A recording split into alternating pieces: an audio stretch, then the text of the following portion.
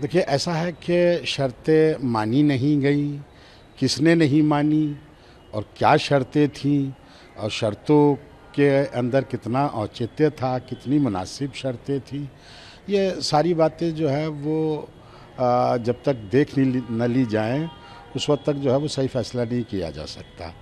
देखिए, ईरान अगर इस बात के ऊपर इसरार कर रहा है कि लबनान भी इसके अंदर शामिल होना चाहिए, इसमें फ़िलिस्तीन भी शामिल होना चाहिए, तो ये बात ईरान की बिल्कुल मुनासिब है।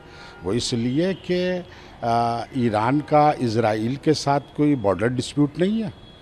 ईरान की जो इज़राइल के साथ चल रही है और एक अरसे से मुखालिफत चल रही है, वो माना फ़िलिस्तीन और लबनान ही को लेके चल रही है। जिस तरह से जब चाहता है वो उनके ऊपर बमबारी कर देता है, तो इस मुद्दे से ईरान पीछे नहीं हट सकता। या ये कि और दूसरे जो मुद्दे खलीज के हैं, तो खलीज तो पहले खुला हुआ था, हरमुज़ पहले खुला हुआ था। ये तो ईरान मजबूर हुआ है कि हरमुज़ के ऊपर जो है वो इस तरह से यानी एक तरह से अपना उस पर कब्ज़ा करे। तो ये बातें जो है वो वाक़ई ईरान की अपनी जगह के ऊपर मुनासिब हैं। रहा उनका यानी वहाँ के उपराष्ट्रपति का धमकी देना, तो इस तरह का काम तो ट्रंप भी मुसलसल कर रहे हैं। सुलह की बात चलती रहती है, उसके बावजूद जो है वो जंग शुरू कर दी जाती है। तो बहरहाल ये एक ऐसी चीज़ है कि इसके ऊपर ख़ुद अमेरिका को अंकुश लगाना चाहिए। बातचीत हो और बातचीत ही के ज़रिए से हल निकलते हैं। अब इस तरह से पहले ही जो है वो कह देना, ये तो बात किसी तरह से जो है वो सही नहीं है।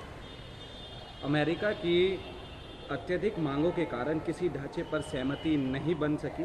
स्टेट ऑफ हॉर्मुज़, परमाणु अधिकार और अन्य मुद्दे विवाद के मुख्य कारण रहे हैं। देखिए, ये तो बहरहाल तयशुदा पहले से ही चीज़ थी कि ये समझौता कोई आसानी के साथ सिर्फ एक मर्तबा बैठ के एक मीटिंग के अंदर हल हो जाए, ऐसा जो है वो होने वाला नहीं था। और देखिए आगे क्या सूरत हाल इख्तियार होती है। अमेरिका के राष्ट्रपति डोनाल्ड ट्रंप ने कहा, उन्हें इस बात से कोई फ़र्क नहीं पड़ता कि अमेरिका और ईरान के बीच समझौता होता है या नहीं। उन्होंने दावा किया कि अमेरिका पहले से ही संघर्ष में जीत हासिल कर चुका है। देखिए, ये इन बातों का तो कोई जवाब ही नहीं है। वो इस तरह की बातें शुरू से करते चले आ रहे हैं, सभ्यता को मिटा देंगे और ये कर देंगे और इस तरह की बातें कर देंगे और क़यामत का मंज़र आ जाएगा सामने। तो इन बातों को न कोई संजीदा आदमी कोई अहमियत दे रहा है और ना ही अहमियत देनी चाहिए।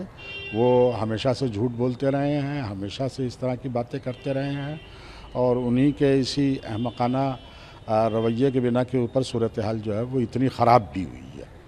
ट्रंप ने चेतावनी दी है कि अगर चीन ईरान को हथियार भेजता है तो उसे बड़ी समस्याओं का सामना करना पड़ेगा। ये तो वो सिर्फ एक ख्वाब देख रहे हैं। चीन एक बढ़ती हुई ताकत है और ये ईरान ही का कुछ नहीं बिगाड़ सके, तो ये चीन का क्या बिगाड़ेंगे।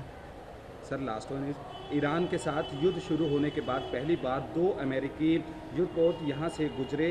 ट्रंप ने कहा कि अमेरिका इस रणनीतिक मार्ग को साफ करने की प्रक्रिया शुरू कर चुका है। ना नहीं, ये देख लीजिएगा, ये सिर्फ धोखा है और वो युद्धपोत जो आगे बढ़े थे वो पीछे हट भी चुके हैं। ये नई खबर है, ताज़ा खबर है। तो ये बहरहाल इस तरह की हरकतें सिर्फ अपने आप को जो है ये जाहिर करना कि हम सुपर पावर हैं, हमारे हाथों में बहुत कुछ है। हालांकि अब इनके हाथों में कुछ नहीं रह गया। पूरी दुनिया के अंदर जो है इज़राइल और अमेरिका की इमेज जो बन के सामने आई है वो इंतहाई शर्मनाक है कि बेगुनाहों के ऊपर इस तरह के मजालिम करना ये इनका हमेशा सा शियार रहा है। जंग के अंदर पूरी दुनिया को धकेलना और इंसानियत का कत्ल करना, इसकी एक दो मिसाल नहीं बल्कि वियतनाम से लेकर लीबिया और इराक़ तक सैकड़ों मिसालें इस तरह की मौजूद हैं।